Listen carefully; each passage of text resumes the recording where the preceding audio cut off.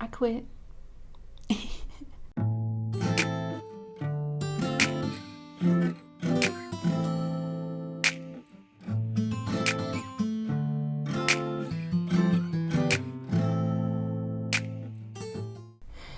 And I moved to back to the area where I wanted to be.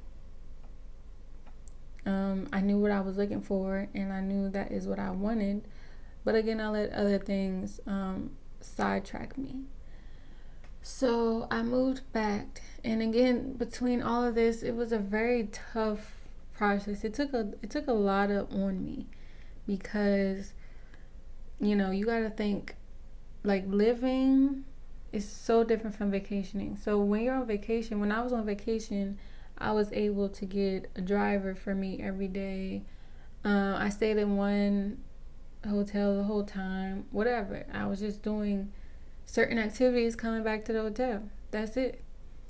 However, living, I have to figure out my everyday transportation. Okay? I had to learn how to ride a motorbike. And I am the type of person that trips up and down the steps. Don't ask me how. I just know that it happens. Okay? And so that's what happened. And I learned how to ride a motorbike. Even though I was scared, I was real scared, but I learned how to do it. And then again, in between this process, I'm apartment hunting.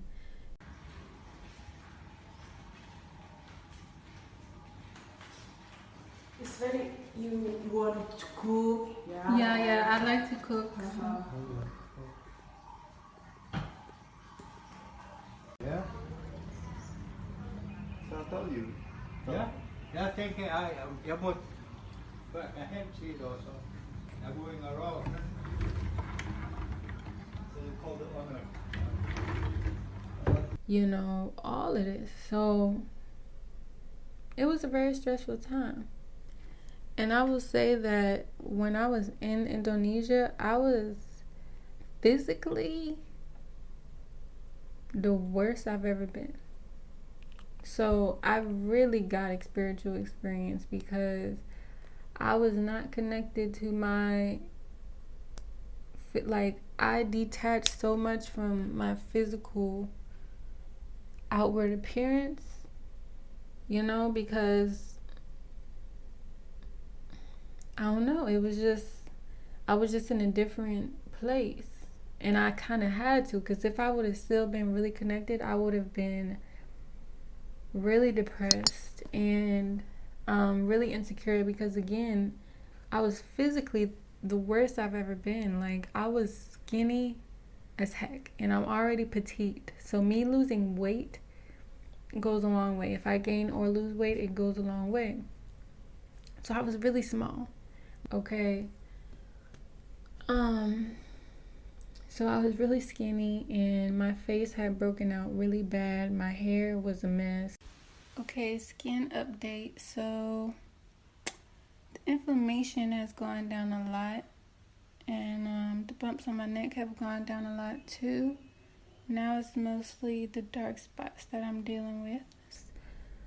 Basically, everything that I had before relied on a lot,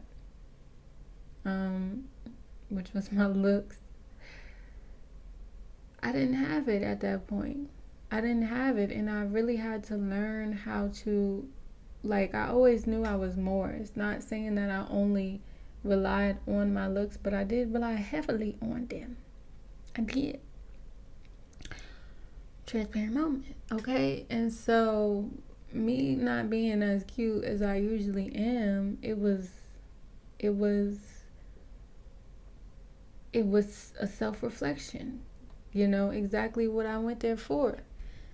And so when I was working at the school, I had lived obviously I lived in a different place, and what I learned, or what I saw a lot, was Indonesians, again, a lot of Asians are very family centered, very community centered. And so the place that I worked at when I was working at that, or the place that I lived at when I was living at that school, was kind of like a family compound, or like a family. I don't know how to say it. Like it's their, they have their own thing, right? And then they rent out the properties that are right outside of it, but they live like in that same thing. So we basically lived with them because you know, like they would cook breakfast. They would take you to the market if you wanted to.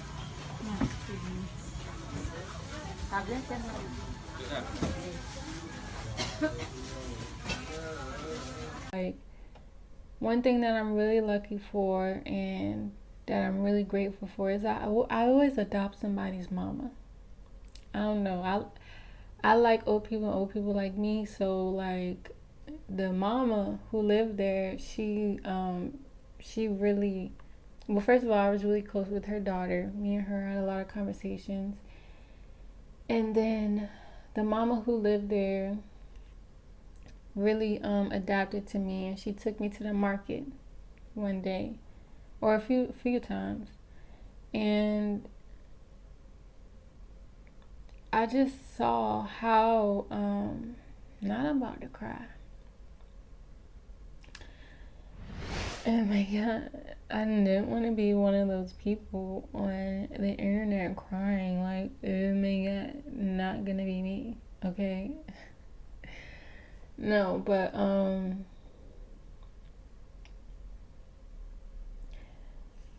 when I had those experiences with the mothers and the family, and I saw them, like when I would come back from work and I would see them like communing and eating together, like after they would come back from work and they would have their family things, and I was just like, yo, this is so beautiful. It's so beautiful, and it just reminded me of what the point, one of the largest points in us being in this earth, you know, because all this other stuff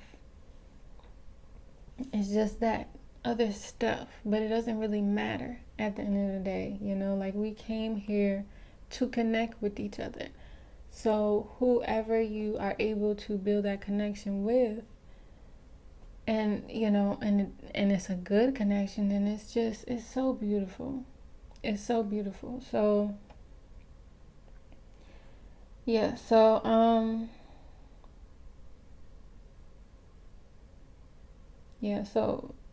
they just really reminded me of like how important family is. And it made me question, like, why was I on this, like, what was my point, what was my purpose of being on this self-reflection journey? Because I had met a lot of other solo travelers and people traveling the world, and you know, like, people talk a good game, they do, but what I realize is that people who do that often usually do not have a good community, right? They usually don't. They're either not close with their family, or they're trying to run away from their family issues. They couldn't feel welcomed or accepted wherever they were from, so they felt like, well, I might as well just experience something else. And like, you know, I understand it to a certain degree, because you don't have to close yourself off to what you were born into, right? So I understand that portion, but I also feel like you were born into that for a reason. So not dealing with it at that moment is just always going to keep coming back, you know, like in some way. And so, you know, the travelers that I met, you know, as amazing as their stories sounded, I heard a lot of like sadness in their voices. Like, yeah, it's fun to have new experiences and being able to do what you want, and like, just, like just having experiences that you would not be able to get anywhere else. Like, it's so mind boggling. Like, it's like sometimes you'd be like, yo, is my life even real?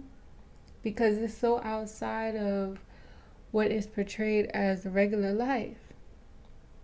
So that is beautiful, but also we gotta add that, not to the point if you are running away from something, because there's nowhere to go.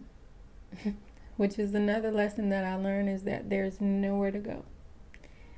There is no place on this earth that you can go that will take your problems away. It's not possible. They're always going to be there. So you might as well deal with it where you at. Okay? All right.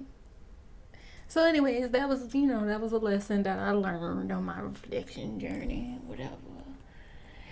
And yeah, so okay, so I get to where I really wanted to be, and I start connecting with people.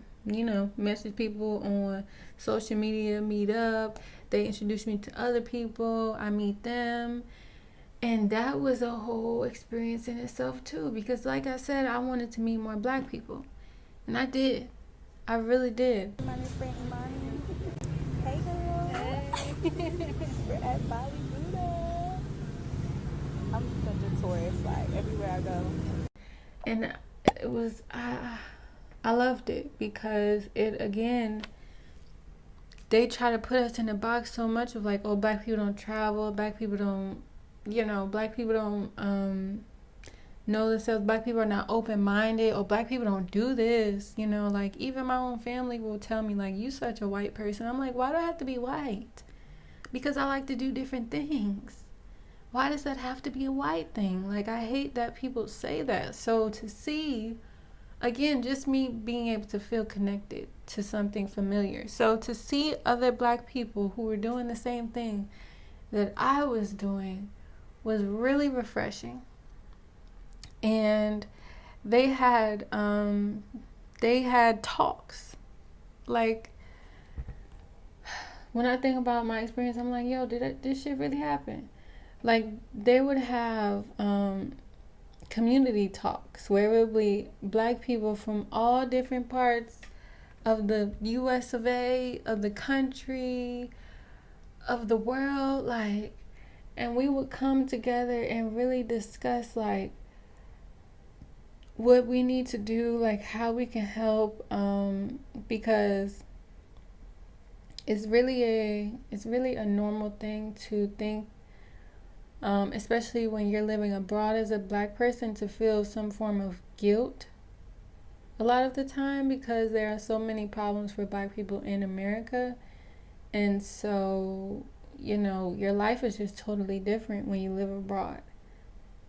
And so, but, we would have meetings about things that we could actually do abroad. And like, I still remember those conversations. Like, I low-key want to do something like that here, because it was just amazing. And literally one thing that I love, so what I was saying is, what I love about, like a lot of those Black people is like, the conversations were so open.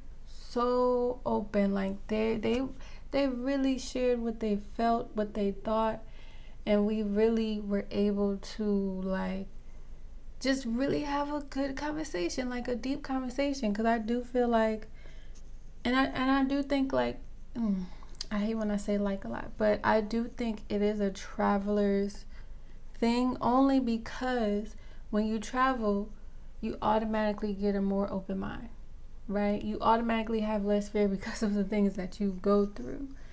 And so you kind of care less about things that you are going to say, being judged by that or whatever. And then like, what is the possibility that you'll see these people all the time, right? These are not people that are gonna, a lot of the time it's temporary people. So you just feel more open. Whereas, you know, people that when you are in your hometown and if you haven't traveled a lot, it's a lot more like people kind of holding back. So, needless to say, anyways, that was something that I really enjoyed about those conversations. But during this time, again, although I found people who I was happy to be around, again, I was not bringing in a lot of income. I had started teaching online, but I wasn't getting booked as I would have liked to because, again, I just started and it kind of takes a while to get booked. The money wasn't panning out. So, and it's very hard to be broke in a developing country because first of all, I have the access. I do have privilege as an American, and I do have access to money. It's just it wasn't happening at the time. So I was like, yo, I cannot be here. I'm not gonna be broke here. No. Okay, because I can't ask them for help. Like that's just no. It just doesn't work like that. So anyways, and also to note, so when you're a foreigner, depending on what visa you have, most of your visas you have to leave every 3 months. So I was on a visa run. It was either my second or my third one. I think I had to make 3 in total, but 2 out of them were horror stories. Okay, the first one that was a horror story. I had stayed longer than I was supposed to stay. So today is my visa run. I'm in Indonesia, and I swear I keep having horror stories in the freaking airport. So my visa that I have, I can only stay 60 days at a time. So when I get to the departure counter, he tells me I stay 63 days, so I have to pay a fine, 1 million every day that I overstayed. So I don't have the cash right now, so I went to an ATM. These ATMs that they have in the freaking airport don't work with my card. I know which ATM works with my card, so I'm trying to tell the dude I need to go to the ATM, the specific ATM. He said we don't have an ATM in this airport. So I'm like, okay, so what? And so he's like, he's gonna call somebody to take me to this ATM. My flight is in 30 minutes, bro. My flight is supposed to leave in 30 minutes, okay? I'm still waiting here for somebody to take me to an ATM. How do I turn this fucking camera around? And these motherfuckers, they just sitting there with their hands in their pants and shit. And my flight leaves in 30 minutes.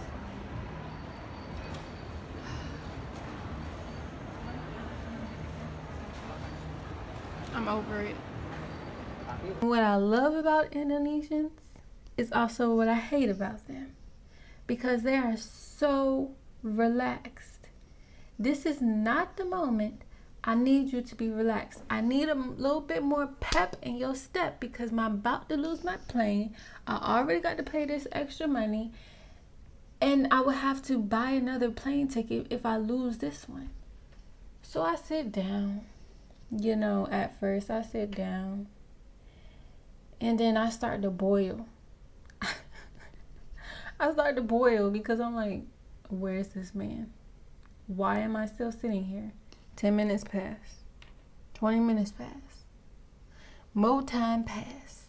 There still is nobody here. Somebody needs to get this together.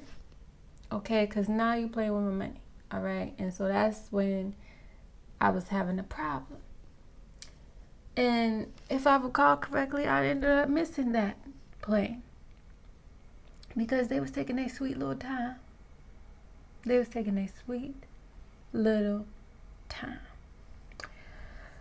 So I missed that plane and had to buy a whole nother ticket. And again, I don't know if people think I have a whole bunch of money when I was going on these trips or whatever. I did not. I just be having a plan and motivation. That's it. Okay. And so, but this wasn't properly planned because I didn't have enough, as much money as I should have had, or I didn't set up enough income to keep coming in. And so I was budget Nista, budget queen. And so I was not buying no hotel for the night. So how most foreigners do it is they go out of country for a day and then literally come back the next day. That's what I did. And I stayed in the airport the whole night. Like, I slept in the airport. I stayed in the airport. I did not buy no hotel. It was just, I was stuck in it. Okay? I was stuck in it. For real. No, but, yeah. So that was very, very stressful again. And then my income was just not how I wanted it to be. And so I think I was coming up on my either 5th or 6th month there. And then I met this black girl from North Carolina. And we instantly connected. We were like super close as soon as she came. You know, we started hanging out all the time. It was just easy. It was just an easy connection. But again, she came at a time where it was kind of time for me to go. Because my funds they was going, honey. They was going. So I couldn't really enjoy myself like I wanted to. So yeah. And then again, another thing to note is we connected so much because she's spiritual, but she's also down to earth. And what I found from a lot of people in Indonesia, because everybody goes there for their spiritual journey or whatever, but what I found is you can be too spiritual. I think that you can, because we are on this earth for a reason. So I feel like when you don't even acknowledge what's going on earth and you equate it always to something else, and as above so below, so it is, right? It is. However, you still have to take accountability for things. If I'm asking you a straight up simple question, do not give me the runaround about some spiritual shit. Just answer the question. Like, okay, so are you going to the, like, this is just hypothetical example. I could ask a question like, do you want to have a family? Now that can go deep, right? That can definitely go deep. But instead of being like, I'm not sure, whatever, be like, well, what is family? Because I feel like I already, what I meant when I said, do you want a family? Okay, like, it's just, sometimes they would get on my nerves because I'd be like, yo, like, kill the spiritual act, bro. Like, just answer the question, okay? You doing too much. So anyway, so that's why me and her connected a lot. When I left, that was also just one of the craziest times. So I left in March 2020. And this was when COVID was like really getting crazy, and it was really kicking off, like first starting to kick off. And they were like, all foreigners, y'all need to figure out what y'all gonna do because y'all might get stuck in the country. So you need to figure out what you're gonna do. And I was like, yo, I cannot, first of all, I can't get stuck here because I'm kind of running out of money. That's first. Second of all, I miss my family. And so I had already like applied to jobs in America and all that. I had that set up, but I wasn't planning to come home that soon. I was planning to come home like a couple months later. I was gonna make some stretch, I was gonna put something together.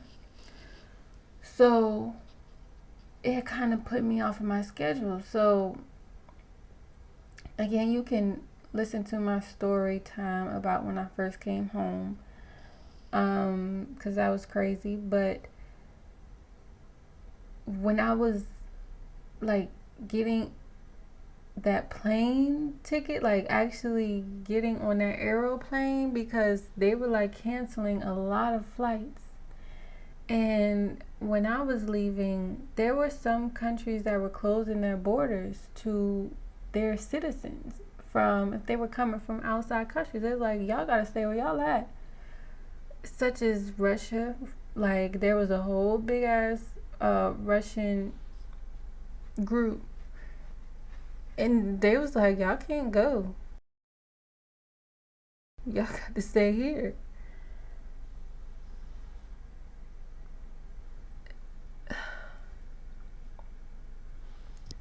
I just want to thank God that I was able to get on my flight, because it was a very up in the air thing, because again, they were just canceling a lot of flights, and a lot of people were not able to go home. And so when I got on that airplane, I was like, oh my God. Woo, you know? And then I came home, and it was, to this day, one of the best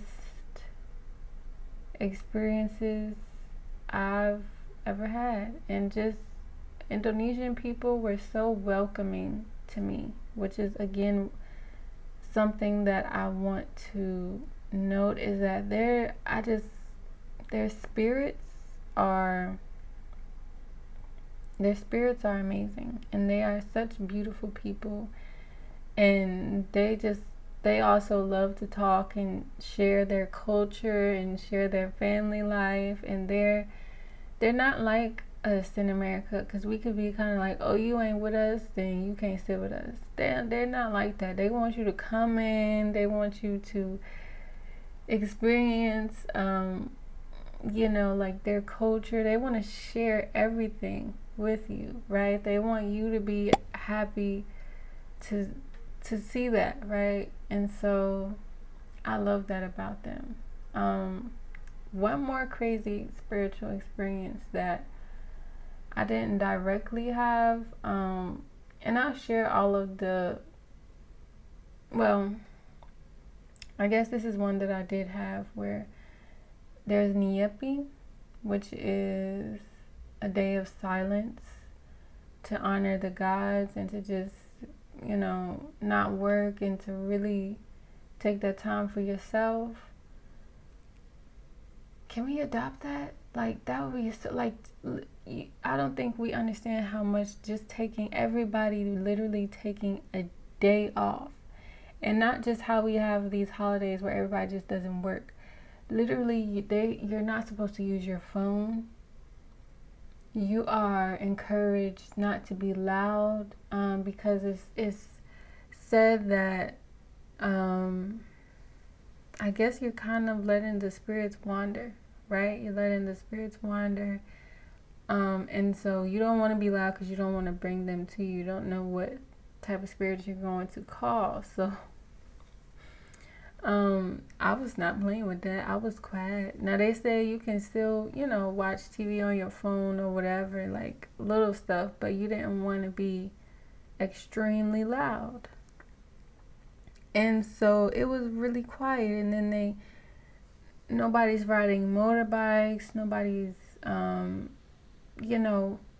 was just really quiet, super quiet. And I didn't realize how beneficial, like, literally one day, taking that one day is. So that was amazing. And then Indonesia was one of the most transformative self-reflection, just all around amazing, crazy experiences that I have had. And again, it just made me realize how much I value community, and appreciate community and love community, love my family, and exactly what I want to build, right? Which is community. In the right way, right? So that's it. That's all I gotta say. Thank you for listening to this story. It has been nice to, put this out there and, relive it in a sense by talking about it. So anyways, I hope y'all have a good day. Thank you for listening as always. It's really late, so that's why my voice is like this. And remember that your refuge is in your self-healing, so please heal yourself to find your refuge, okay? Okay. Peace.